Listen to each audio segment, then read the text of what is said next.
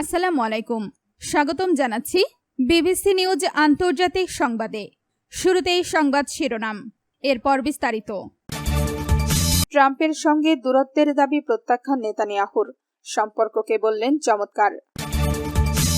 গাজায় ক্ষমতার শূন্যতা পূরণের চ্যালেঞ্জে নতুন কমিটি। তুরস্কের কাছে ট্রাম্পের F-35 যুদ্ধ বিমান বিক্রির তীব্র বিরোধিতা নেতানিয়াহুর। নেতানিয়াহুর বিরুদ্ধে যুক্তরাজ্যের নিষেধাজ্ঞার দাবি। দর্শক, এতক্ষণ শুনছিলেন সংবাদ শিরোনাম, এখন বিস্তারিত। আপনি যদি ইসরায়েলের ধ্বংস চান এবং মুসলিমদের পাশে থাকেন, তাহলে ভিডিওতে লাইক করে চ্যানেলটি অবশ্যই সাবস্ক্রাইব করে দিবেন এবং আপনার মূল্যবান মতামত অবশ্যই কমেন্টে লিখে জানিয়ে দিবেন। ট্রাম্পের সঙ্গে দূরত্বের দাবি প্রত্যাখ্যান নেতানিয়াহুর, সম্পর্ককে বললেন চমৎকার। মার্কিন যুক্তরাষ্ট্রের সঙ্গে ইসরায়েলের কোনো গভীর মতবিরোধ বা ফাটল নেই বলে সাফ জানিয়ে দিয়েছেন ইসরায়েলি প্রধানমন্ত্রী বেনিয়ামিন নেতানিয়াহু। যুক্তরাষ্ট্রের সংবাদ মাধ্যমের সঙ্গে আলাপকালে তিনি মার্কিন প্রেসিডেন্ট ডোনাল্ড ট্রাম্পের সঙ্গে কোনো ধরনের দূরত্বের দাবি দৃঢ়ভাবে প্রত্যাখ্যান করেন। নেতানিয়াহু স্বীকার করেন যে দুই দেশের মধ্যে কিছু বিষয়ে মতভিন্নতা থাকতেই পারে, তবে তার মানে এই নয় যে সম্পর্কে বড় কোনো ফাটল ধরেছে। তিনি জোর দিয়ে বলেন, প্রায় প্রতিটি গুরুত্বপূর্ণ বিষয়ে তাদের দৃষ্টিভঙ্গি ও চিন্তাভাবনা অভিন্ন। ডোনাল্ড ট্রাম্পের সঙ্গে তার ব্যক্তিগত সম্পর্ক অত্যন্ত ভালো উল্লেখ করে ইসরায়েলি প্রধানমন্ত্রী বলেন, তাদের মধ্যকার সম্পর্ক সম্পূর্ণ স্বাভাবিক ও চমৎকার রয়েছে, একে অপরের প্রতি শ্রদ্ধাশীল দুই মিত্র দেশের মতো। যে কোনো বিষয়ে মত পার্থক্য তৈরি হলে তা আলোচনার মাধ্যমে মিটিয়ে নেওয়ার সুনির্দিষ্ট উপায় ও সক্ষমতা তাদের রয়েছে। আপনি যদি ইসরায়েলের ধ্বংস চান এবং মুসলিমদের পাশে থাকেন, তাহলে ভিডিওতে লাইক করে চ্যানেলটি অবশ্যই সাবস্ক্রাইব করে দিবেন এবং আপনার মূল্যবান মতামত অবশ্যই কমেন্টে লিখে জানিয়ে দিবেন। গাজায় ক্ষমতার শূন্যতা পূরণের চ্যালেঞ্জে নতুন কমিটি। গাজা উপত্যকার শাসনভার পরিচালনাকারী নিজস্ব প্রশাসনিক কমিটি বিলুপ্ত করার ঘোষণা দিয়েছে হামাস। এই সিদ্ধান্তের মূল লক্ষ্য হল একটি বিকল্প প্রশাসন বা অন্তর্বর্তীকালীন শাসন ব্যবস্থার পথ সুগম করা। হামাসের পক্ষ থেকে দেওয়া এই সংক্রান্ত বিবৃতিটি অত্যন্ত স্পষ্ট।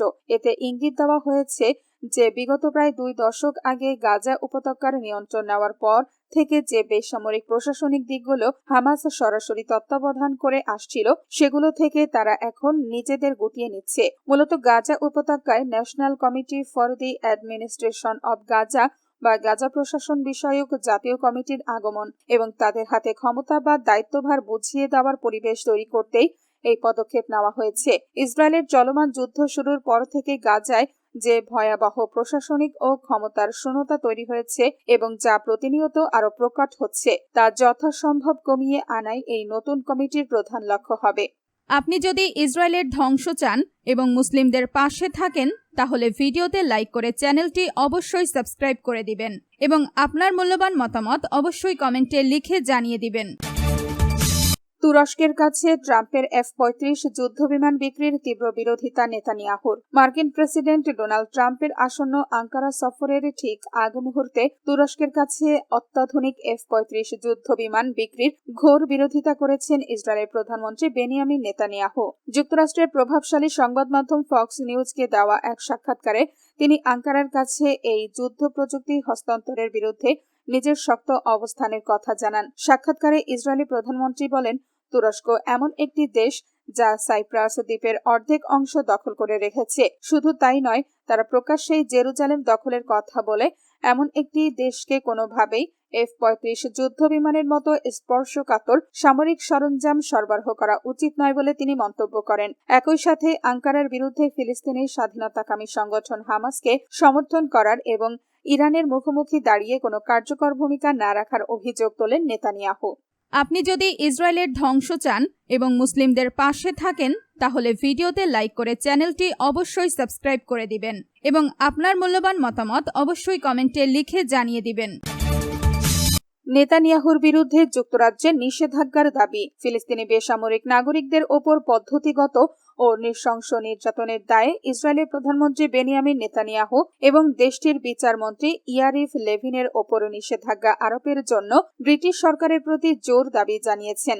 যুক্তরাজ্যের অর্ধশতাধিক সংসদ সদস্য, বিভিন্ন রাজনৈতিক দলের অন্তত ৭১ জন এমপি ও লর্ডস সভার সদস্য গত সপ্তাহে দেশটির পররাষ্ট্র সচিব ইভেট কুপারের কাছে পাঠানো এক যৌথ চিঠিতে এই আহ্বান জানান। ব্রিটিশ সংবাদ মাধ্যম স্কাই নিউজের এক প্রতিবেদনে এই তথ্য নিশ্চিত করা হয়েছে। ক্ষমতাসীন লেবার পার্টির এমপি নীল ডানকান জর্ডানের নেতৃত্বে পাঠানো এই চিঠিতে লেবার পার্টি ৩০ জন এমপি ও ৭ জন পিয়ার্স সহ green party, liberal Democrats, Scottish national party এবং কনজারভেটিভ পার্টির আইন প্রণেতারা স্বাক্ষর করেছেন। চিঠিতে বলা হয়েছে, ফিলিস্তিনি বেসামরিক নাগরিকদের ওপর যে নিয়মতান্ত্রিক এবং সুপ্রমাণিত নির্যাতন চালানো হচ্ছে তার দায় সরাসরি প্রধানমন্ত্রী নেতানিয়াহু সহ ইসরায়েল সরকারের ওপর বর্তায়। এর আগে উগ্র ডানপন্থী ইসরায়েলি মন্ত্রী ইতামার বেন গভির এবং বেজালেল স্মোট্রিচের ওপর যুক্তরাজ্যের নিষেধাজ্ঞা আরোপের সিদ্ধান্তকে স্বাগত জানিয়ে সংসদ সদস্যরা বলেন, ওই পদক্ষেপ ইসরায়েল সরকারের আচরণে তেমন কোনো পরিবর্তন আনতে পারেনি, বরং এরপর থেকে বন্দীদের ওপর নির্যাতনের মাত্রা আরও বহু গুণ বেড়েছে। আপনি যদি ইসরায়েলের ধ্বংস চান এবং মুসলিমদের পাশে থাকেন, তাহলে ভিডিওতে লাইক করে চ্যানেলটি অবশ্যই সাবস্ক্রাইব করে দিবেন এবং আপনার মূল্যবান মতামত অবশ্যই কমেন্টে লিখে জানিয়ে দিবেন।